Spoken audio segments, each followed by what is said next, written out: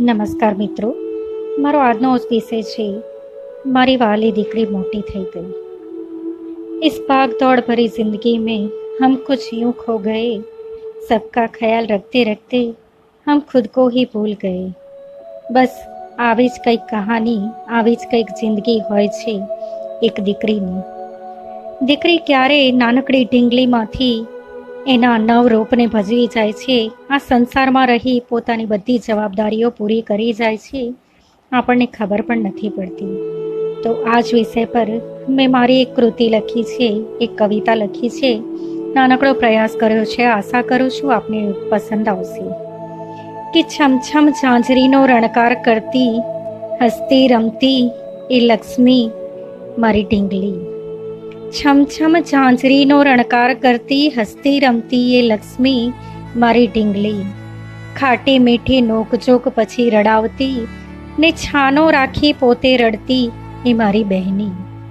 વડીલોને માન, નાનાને વહાલ આપતી, ભાઈ બહેન સાથે મિત્રની જેમ રહેતી એ મારી દીકરી। પિતાનો ઉમરો વધાવી પર ઘરે કુમકુમ પગલાં પાડતી, સાસરિયાને પોતાનું ઘર બનાવતી એ ગૃહલક્ષ્મી। સર્વસ્વ છોડી માત્ર એક જ વ્યક્તિનો પડછાયો બની એ વ્યક્તિને પગલે ચાલતી એ પત્ની।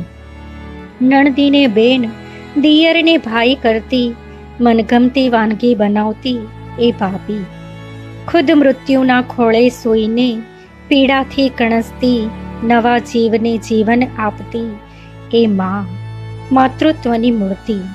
પરિવારના સભ્યોનું ધ્યાન રાખતી, દીકરાના બાળકોને સંભાળતી, અને નાણાં કરતા વ્યાજવાલું એમ કહેતી એ એક દાદી।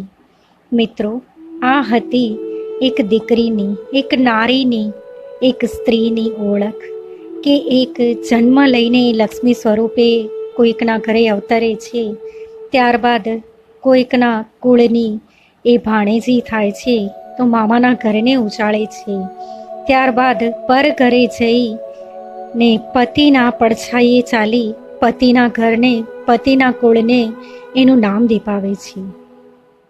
આશા કરું છું મારો આ પ્રયાસ આપને પસંદ આવ્યો હશે। Thank you.